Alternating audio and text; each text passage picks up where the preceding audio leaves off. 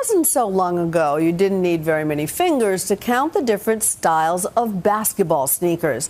And the price, well, you could buy a decent pair of sneakers for under $30. Way under. Alas, those days are long gone, and in their place, a culture where high-priced kicks mean status, power, and sometimes even big-time bucks. Here's ABC's Darren Ravel. Give me money, give me cash, give me dollars. 16. 16, here you go. That's 16, that's $1,600. They're called sneakerheads. Like the feeling of Freddy's on your feet? I do like it. You love it. Teens obsessed with shoes. Highest offer is 1,000. Running an aftermarket boom of limited edition kicks. Almost $1,400 right now. I'm about to go blow. Every sneaker a potential for profit. 20, 40, 60, 80, 100. At just 15 years old, Alex Asfar is a master negotiator. $350 was my rock bottom. Yo.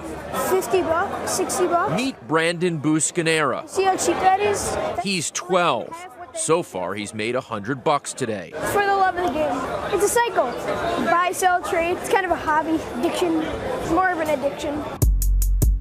Kids like Alex and Brandon are buying and selling sneakers priced in the thousands, all with their own money. Alex, we got like $5 grand between the two of us. Money's gotta be the shoes. It all started with Michael Jordan, when Nike convinced us Air Jordans could make us fly.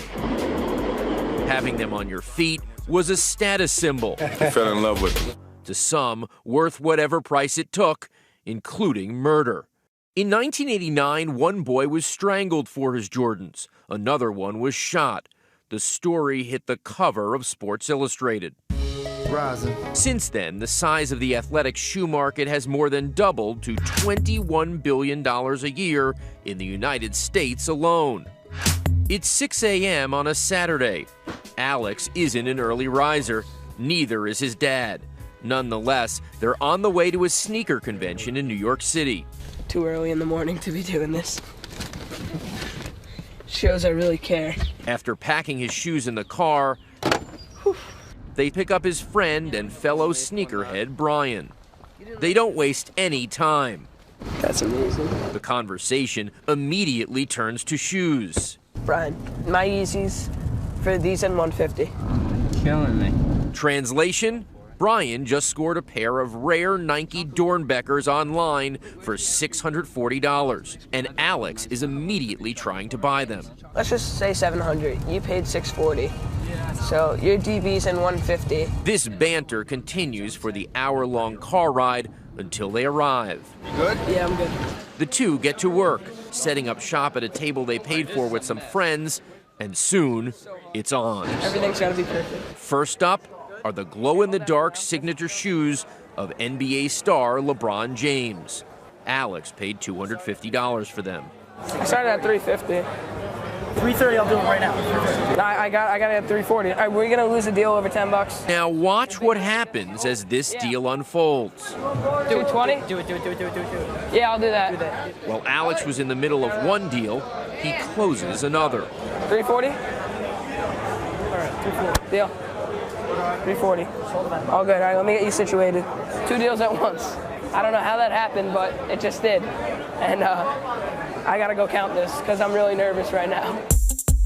Only a privileged few. Yeah, and it's, by, like I said, by appointment. But in the world of sneakerheads, this guy is the president. He calls himself DJ Clark Kent, and he owns at least 2,500 pairs. Thank you.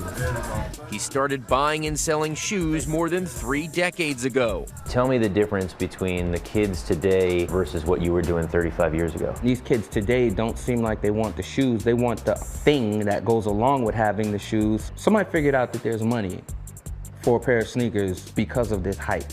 The hype is generated by Nike, which denied Nightline's request to talk about its strategy. For prize sneakers, they make a limited supply, driving up the aftermarket price tag.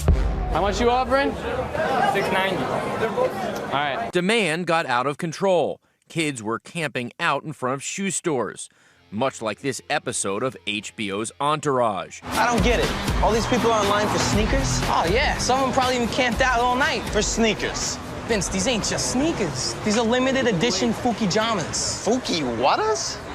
In some cities, they were breaking down doors, rioting. Some were even arrested.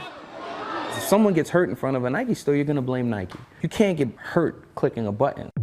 Nike had to rethink its strategy. Today, its hottest shoes are sold online.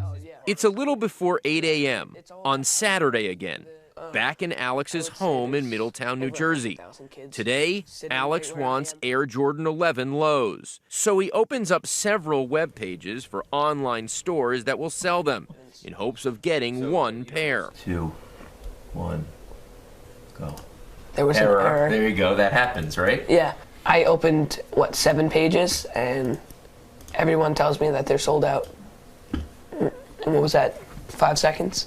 My favorite pair of shoes that I wear are probably these, and they're not even expensive. Alex's father, John, estimates his son spends roughly 8 hours a day thinking and talking about sneakers. As a parent, what do you grapple with?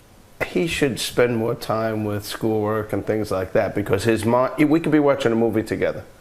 He could be doing homework, and the phone will buzz and he'll look and it'll be about sneakers. I'm like, don't you have a test tomorrow? But it's not all bad.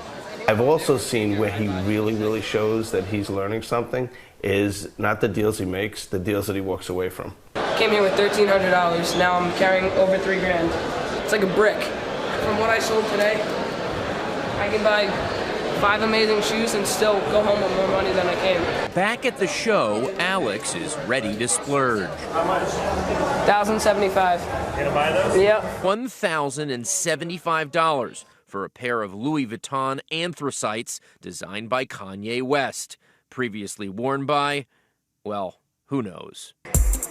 With so much money at stake, it's clear there is a dark side to all of this. Counterfeits and theft can be part of the hustle. They're fake? Yeah. Way discoloration. These are off. Steven! Yo, he's downstairs by the raffles. And while Brian went to lunch, someone stole a pair of his shoes worth $400. It's not very nice. I miss my shoes. As the show wraps up, Alex prepares for one more deal. His father's deceased military. I have my military ID. Alex hasn't quite dealt with a negotiation like this. I feel bad, so I'm gonna do it. I mean, let's just do it right now. Thank you. You're welcome. His buyer walks away thinking he got a steal, but Alex actually had plenty of wiggle room. The least I would have taken, like $540 even, so I just made an extra $100. One of the most important things that can happen for the shoe game is for kids to say, I'm not gonna let you charge me too much for these shoes. That will never happen. But that's what has to happen. There's just always some crazy hype for something that's coming out on Saturday. And then you know what happens? Next Saturday comes. What's up, George? It's Saturday again. Alex waits in line for nearly 2 hours at his hometown sneaker boutique. Here they are. He finally snags a pair of camo foam posits that he couldn't score online. All right, quality day. For Nightline, I'm Darren Ravel in New York City.